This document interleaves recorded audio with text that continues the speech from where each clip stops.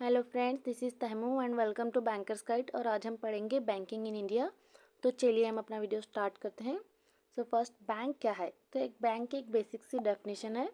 Bank it is a financial institution that accepts deposits and provides loans and advances and other financial services. So bank एक financial institution है जो deposits को accept करता है और loans provide करता है और दूसरे भी फाइनेंशियल सर्विसेज को प्रोवाइड करता है। तो चलिए देखते हैं क्या है। सो बैंक के जो फंक्शंस हैं उनको दो टाइप में डिवाइड किया है। First, primary functions and secondary functions. तो प्राइमरी फंक्शंस वो हैं जो जब बैंक पहले बार स्टार्ट हुए थे तो जो सर्विसेज प्रोवाइड करते थे, जैसे डिपॉजिट एक्सेप्ट करना एंड लोन्स प्रोवाइड करना, ये प्राइमरी फंक्शंस हो गए। फिर धीरे धीरे जब बैंक डेवलप होते गए तो वो अदर फैसिलिटीज़ प्रोवाइड करना शुरू किए, जैसे म्यूचुअल फंड हो गया, लॉकर फैसिलिटी वगैरह। तो हो गए सेकेंडरी फंक्शन। तो ये प्राइमरी फंक्शन हो गया acceptance of deposits and provides loans and advances. तो नेक्स्ट सेकेंडरी फंक्शंस देखते हैं क्या है। Secondary functions: locker facility, mutual fund, bank assurance, internet banking, debit card and credit card, prepaid payment instruments. So locker facility, mutual funds, ये सब है, आप जानते ही हैं। बैंक इंश्योरेंस मतलब जो इंश्योरेंस कंपनी और बैंक के बीच में टाई अप हो जाता है, तो इंश्योरेंस का जो एजेंट होता है इंश्योरेंस कंपनी का, वो बैंक उससे एक थोड़ी सी स्पेस बैंक में प्रोवाइड करती है जहाँ पे अपना बेंच लगा के बैंक के कस्टमर्स को अपना इंश्योरेंस सेल करता है। तो ये हो गया bank assurance. And internet banking तो आप जानते हैं, debit card, credit card, prepaid payment instruments, cheque, DD, letter of undertaking, letter of credit, agency work, ये सभी सेकेंडरी फंक्शंस हो गए।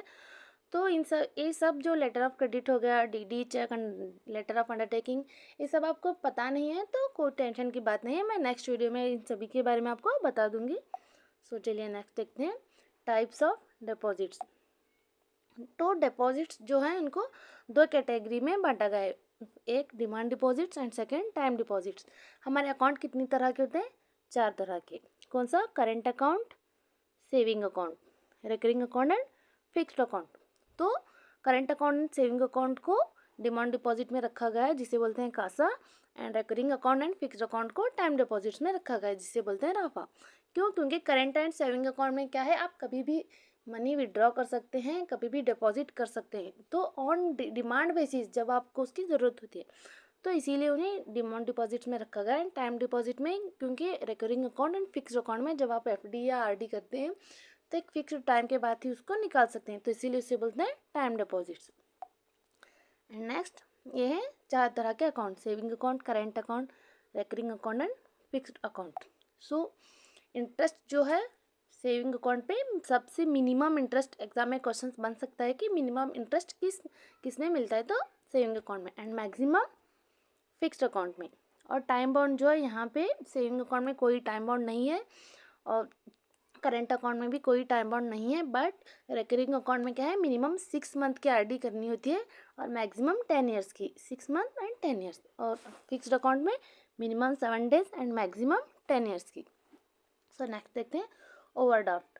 तो सेविंग अकाउंट में क्या है, आप जब प्रधानमंत्री जनधन योजना में एनरोल करते हैं और BSBD अकाउंट ओपन करते हैं, तो उसके तहत क्या है, आप उसके अंदर आपको अप टू 10,000 का ओवरड्राफ्ट अवेलेबल होता है। बट करेंट अकाउंट में क्या है, जो आपकी क्रेडिट हिस्ट्री होती है, मतलब जो आप ट्रांजैक्शन करते हैं, जो भी आपने लोन लिया होता है जिसको जो आपको रीपे करते हैं, तो उसके बेसिस पर आपका एक सिबिल स्कोर बनता है।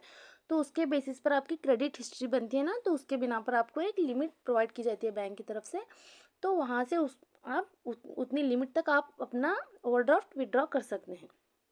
सो और recurring account and fixed account में ये अप्लीकेबल नहीं है। एंड इंटरेस्ट रेट, जो मिनिमम इंटरेस्ट रेट होना चाहिए वो है सेविंग अकाउंट में 4%, बट ये बैंक टू बैंक वेरी करता है, बैंक अपने हिसाब से इंटरेस्ट पे करता है। एंड रिकरिंग अकाउंट में इंटरेस्ट नहीं दिया जाता। और ये जो सेविंग अकाउंट होता है वो एक इंडिविजुअल, मतलब कोई भी जाके ओपन कर सकता है। And current account usually businessman open करते हैं क्योंकि उन्हें डेली बल्कि ट्रांजैक्शंस करने होते हैं। सो ये हो गया। एंड ट्रांजैक्शन, वैसे तो रिस्ट्रिक्शंस टिपिकली 3 to 5 मंथ बताई जाती हैं, बट ये बैंक टू बैंक ये भी वेरी करते हैं कि बैंक अपने हिसाब से जो जितनी लिमिट रखना है रख सकता है। और एक करेंट अकाउंट में हाँ, करेंट अकाउंट में कोई रिस्ट्रिक्शन नहीं है। सो चलिए नेक्स्ट देखते हैं, लोन्स एंड एडवांसेस क्या हैं। Loans, it is a form of डेप्ट इनकर्ड बाय एन इंडिविजुअल और एन एंटिटी। तो एक तरह का कर्ज है जो कोई भी एंटिटी और इंडिविजुअल लेता है, और ये दो तरह के होते हैं, एक लॉन्ग टर्म एंड एक short term.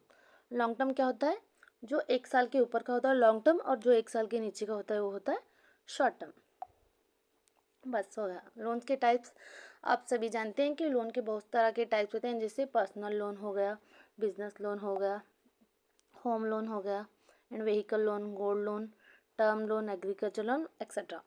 So personal loan मतलब जो भी पर्सनली जो भी कोई लोन लेते हैं, एंड बिजनेस लोन जो बिजनेस के लिए लेते हैं, घर के लिए, होम लोन कोई व्हीकल परचेज करने के लिए लेता है, तो गोल्ड रख के कोई लोन लेता है, जो मुद्दत के लिए जो 1 साल के ऊपर का लोन होता है इसे बोलते हैं term loan. Agriculture loan means जो एग्रीकल्चर के लिए लेता है, so like that. And advance is क्या, it is a sum of money or credit provided by bank, sum of money or credit provided by bank or financial institution to any business establishment or individual for short term requirement। मतलब ये कोई loan नहीं है, but जब short term के लिए आपको पैसे की ज़रूरत होती है, तो जब आप पैसा बिना किसी मतलब लोन नहीं आपके अकाउंट से आप विड्रॉ करते हैं, तो उसे बोलते हैं एडवांस। मतलब इसके 3 टाइप्स हैं, मैं आपको आगे बताऊंगी तब आपको समझ में आएगा। जैसे मैंने बताया कि ओवरड्राफ्ट। सो ओवरड्राफ्ट क्या है, यहाँ पे आप लोन नहीं लेते, बट आपके अकाउंट में पैसा ना हो तब भी आप पैसा विड्रॉ कर सकते हैं।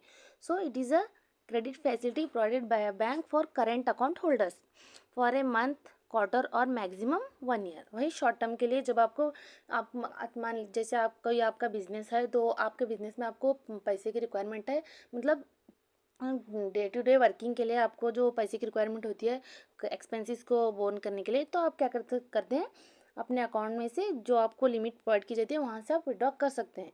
सो इसे बोलते हैं ओवरड्राफ्ट। ये depends on goodwill of a customer, जो मैंने आपको पहले ही बता दिया है। It vary from customer to customer, you have to pay interest on withdrawal amount not on sanctioned amount.